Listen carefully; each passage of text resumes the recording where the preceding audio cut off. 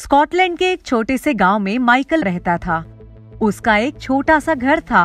वह गांव के पास के बाजार में एक दुकान पर फूल बेचने का काम करता था। वह बहुत ही नेक, ईमानदार और परोपकारी था। वह दिन भर दुकान पर रहता था और अपने मालिक के साथ ग्राहकों के लिए फूलों के गुलदस्ते बनाने और बेचने का काम करता था। इसके बदले में उसे 2 वक्त का खाना और कुछ पैसे मिल जाते थे। वह बड़ा ही मेहनती और व्यवहार कुशल भी था। इसी कारण वह फूलों की दुकान बहुत चलती थी। एक दिन एक ग्राहक उस दुकान पर फूलों का गुलदस्ता लेने आया। गुड मॉर्निंग सर, आइए, हमारे पास बहुत सारे प्यारे प्यारे गुलदस्ते हैं। आपको जो भी पसंद हो आप ले सकते हैं। वे 3रा और 5वां गुलदस्ता दिखाना। अच्छी बात है, अभी दिखाता हूँ। डैडी, मुझे वे छोटा वाला गुलदस्ता बहुत पसंद है, प्लीज ले लीजिए। ठीक है, उसे भी ले लेते हैं। एल्बर्ट के पिता के इच्छानुसार माइकल ने तीनों गुलदस्ते उन्हें दे दिए। वे जल्दी में थे। उन्होंने पैसे दिए और गुलदस्ते लेकर चलने लगे। सर, आपने ज्यादा पैसे दे दिए हैं, बाकी के पैसे ले लीजिए। बेटा, तुम रख लो।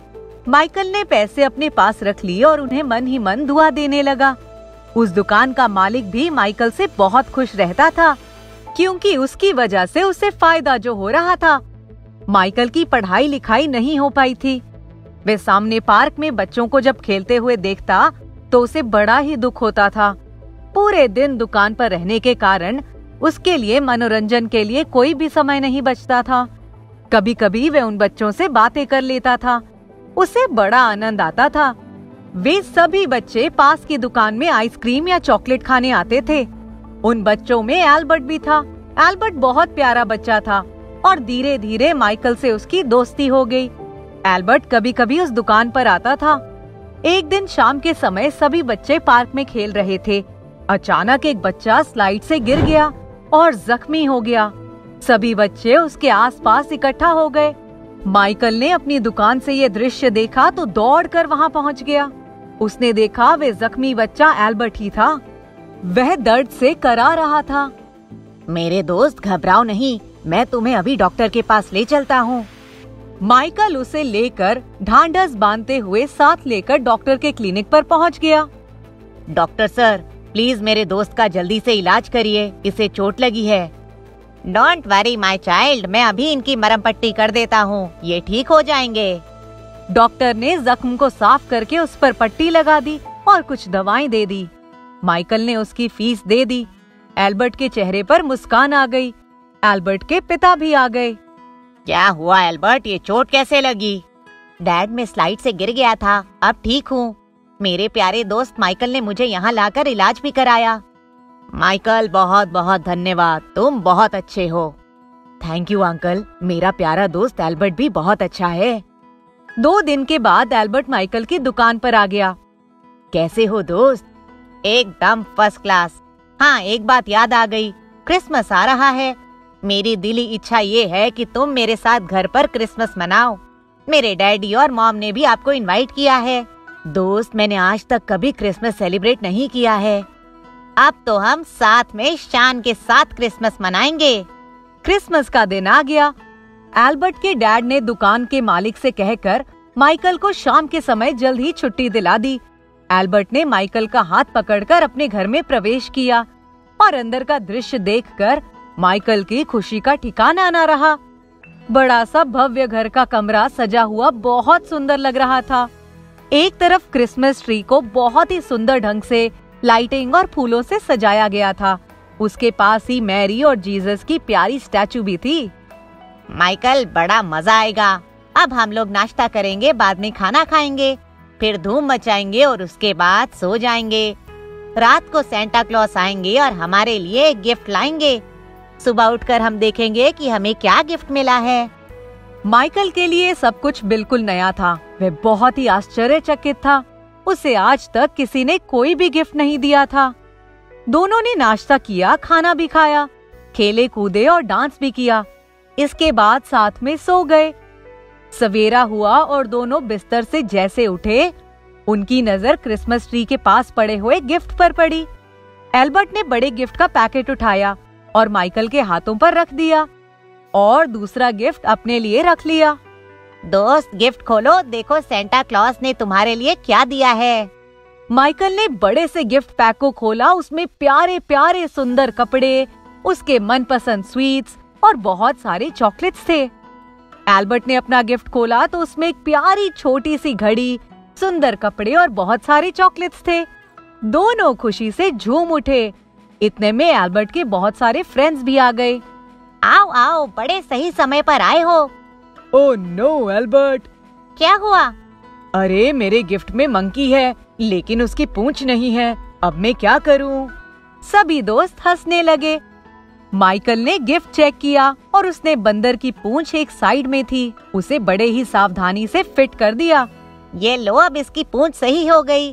हाँ तो दोस्तों, आज होगी स्पेशल पार्टी। नाच गाना होगा, टेस्टी खाना होगा, हम सब फुल एंजॉय करेंगे। इसके बाद नाच गाना हुआ। सभी साथ में खाए, झूमे, गाए, नाचे, कूदे, खुशियाँ मनाए। चारों तरफ खुशियाँ ही खुशियाँ थी। ये सब मेरे लिए एक सपने जैसा है। मेरी जिंदगी में इतनी खुशी मुझे कभी नहीं मिली। एल्बर्ट, तुमने बहुत ही स्पेशल खुशी दी है। Thank you so much. Albert ने माइकल को गले से लगा लिया। इसके बाद एल्बर्ट के डैड ने एल्बर्ट को अपने ही घर में रख लिया और उसकी पढ़ाई लिखाई का भी सारा इंतजाम कर दिया। दोनों दोस्तों की दोस्ती और पक्की हो गई। नेक माइकल की दुनिया बदल गई। माइकल एल्बर्ट और उसके माता पिता के साथ खुशी खुशी रहने लगा। एल्बर्ट के पिता का व्यापार भी बड़ी तेजी से बढ़ने लगा। बेसहारों को जिसने सहारा दिया, उसकी कश्ती को रब ने किनारा दिया। किसी ने सच ही कहा है कि जिसके इरादे नेक होते हैं, उनके चाहने वाले अनेक होते हैं। अच्छे लोगों का साथ भगवान भी देते हैं। इस प्रकार से वे सभी बड़े ही प्यार से एक साथ रहने लगे। जादुई संदूक। मोनू और उसकी माँ अपने घर में बैठे हुए थे। दोनों बेसब्री से मामा जी के आने का इंतजार कर रहे थे। तभी दरवाजे पर एक दस्तक होती है।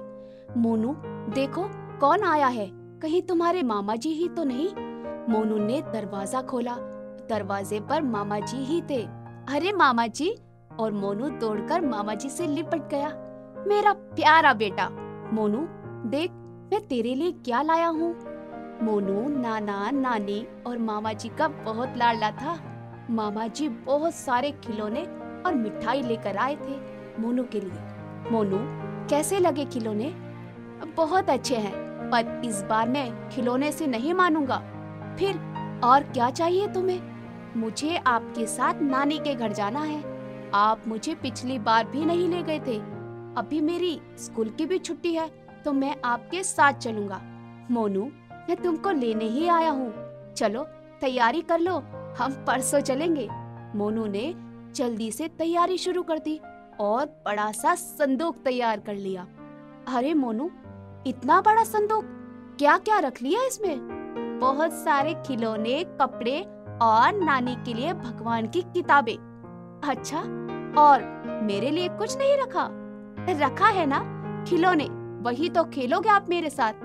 मोनू की बातें सुनकर सब जोर से हंसने लगे। सुबह मोनू को निकलना था, तो वो जल्दी से सो गया। सुबह मामा जी मोनू को लेकर स्टेशन आ गए और ट्रेन का इंतजार करने लगे। थोड़ी देर बाद ट्रेन आ गई और दोनों नानी के घर शाम को पहुंच गए। नानी, आ गया मेरा प्यारा बेटा। हाँ नानी, और मैं आपके लिए कुछ लाया भी हूँ, अभी दिखाता हूँ। अच्छा दिखा, तो क्या लाया है मेरा बेटा मेरे लिए?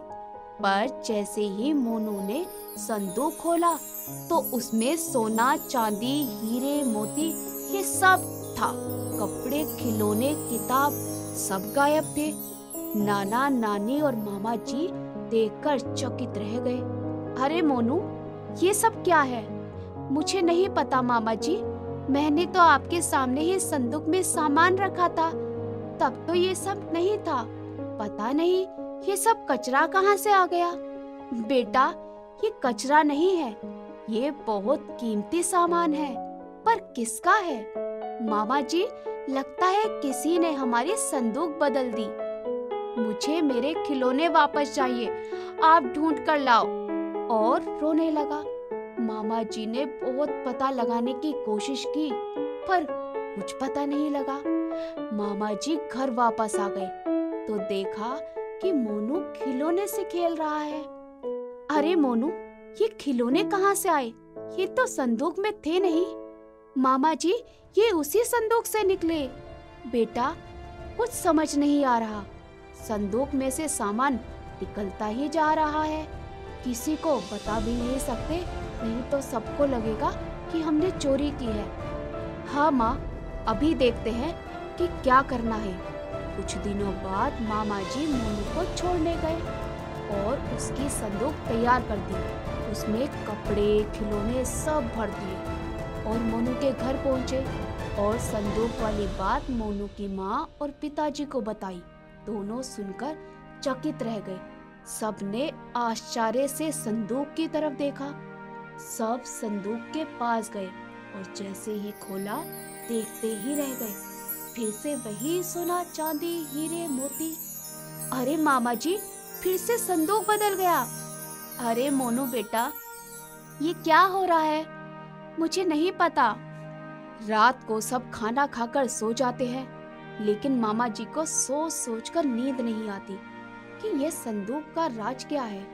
अचानक एक तेज रोशनी दिखाई देती है और आवाज आती है, तुम्हारे पिताजी मेरे बहुत बड़े भक्त हैं और बहुत दिनों से मेरा मंदिर बनवाने का सोच रहे हैं, पर पैसों के कारण नहीं बनवा पा रहे हैं। ये पैसा मंदिर के लिए लगाना और मंदिर में रोज गरीबों को खाना खिलाना और दान देना। और रोशनी गायब हो गई। सुबह मामा जी ने सबको ये बात बताई तो मोनू की माँ ने संदूक मामा जी को दे दिया और मामा जी अपने घर गए और बहुत बड़ा मंदिर बनवाया, जिसमें रोज गरीबों को खाना खिलाया जाता, दान दिया जाता था और संदूक कभी खाली नहीं हुआ।